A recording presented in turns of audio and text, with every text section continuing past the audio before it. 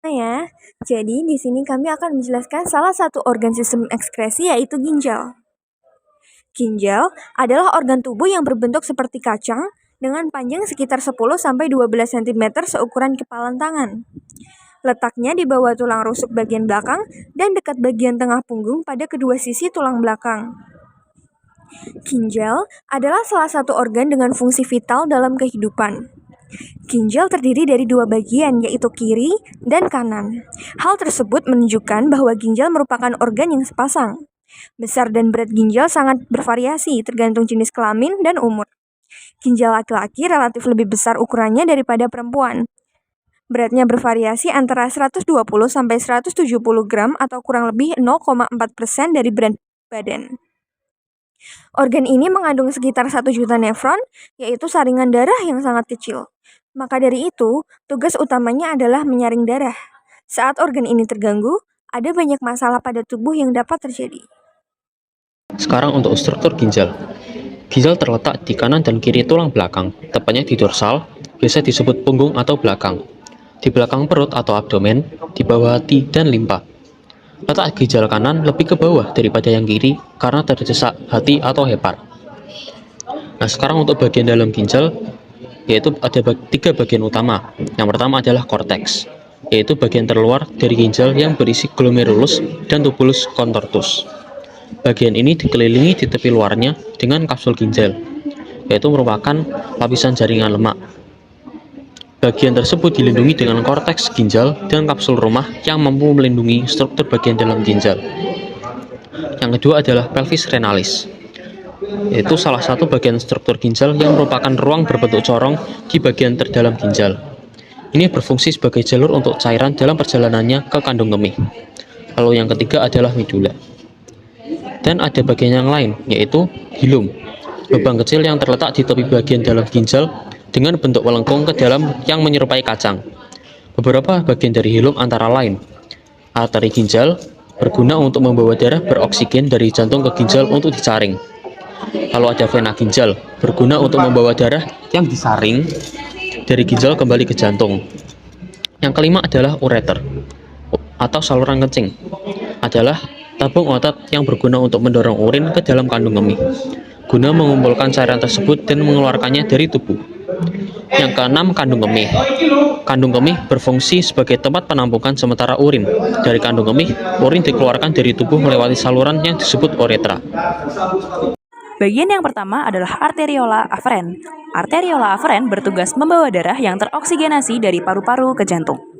Kemudian, darah yang masuk tersebut dibawa masuk ke dalam kapsula Bowman, di mana dalam kapsula Bowman terdapat glomerulus yang berupa pembuluh kapiler yang sangat tipis sehingga darah bisa keluar. Darah yang keluar tersebut dibawa keluar dari ginjal melalui arteriola eferen, artinya aliran darah keluar.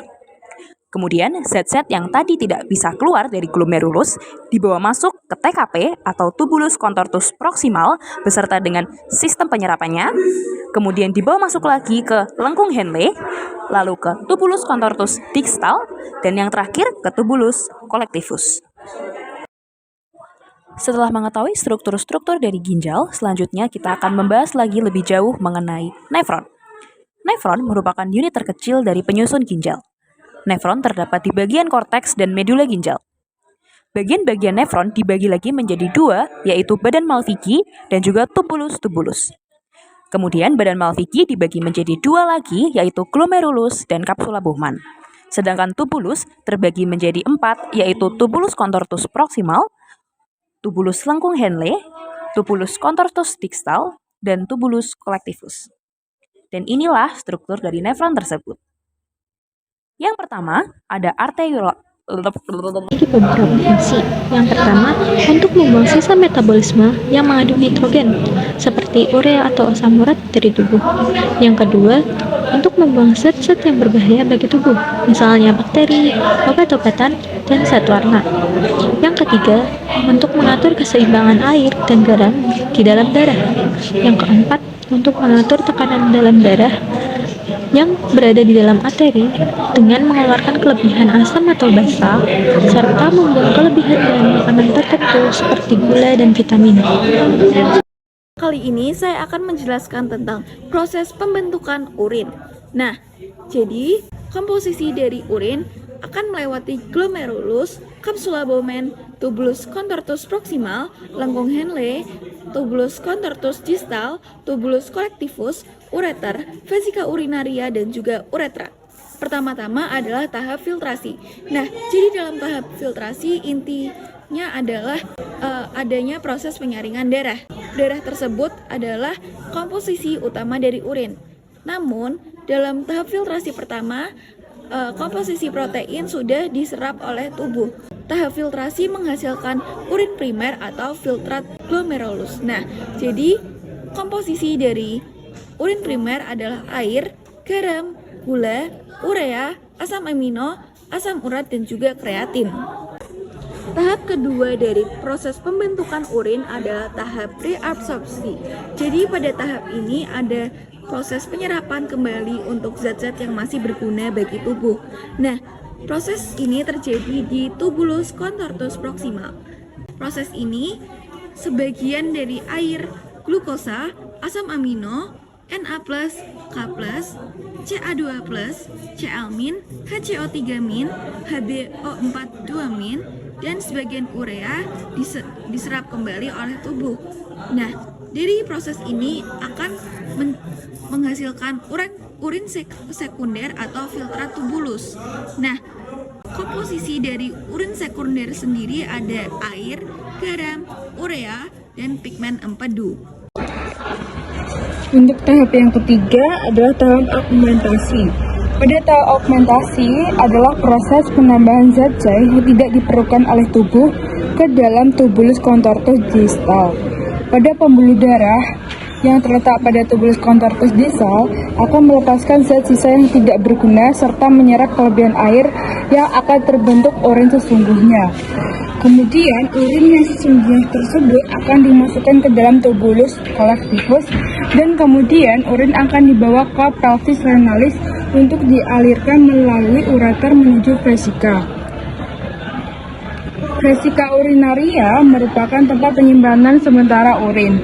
Urin normal akan mengandung zat-zat seperti air sebanyak 95%, urea, asam, urat, dan amonia, zat warna empedu, bilipurin dan biliverdin, kemudian garam mineral terutama NaCl, dan zat-zat yang beracun seperti sisa obat dan hormon.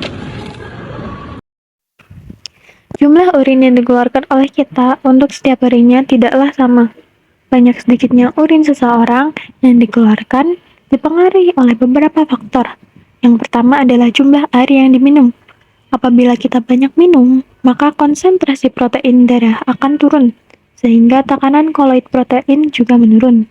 Hal ini menyebabkan tekanan filtrasi menjadi kurang efektif. Yang kedua adalah saraf. Rangsangan saraf renalis menyebabkan penyempitan pembuluh darah yang menuju glomerulus. Akibatnya, air dan darah ke glomerulus menjadi berkurang, sehingga tekanan juga menjadi berkurang. Hal ini menyebabkan proses filtrasi menjadi kurang efektif. Yang ketiga adalah hormon antidiuretik atau hormon ADH yang mempengaruhi penyerapan air oleh dinding tubulus. Hormon ini dihasilkan oleh hipofisis posterior.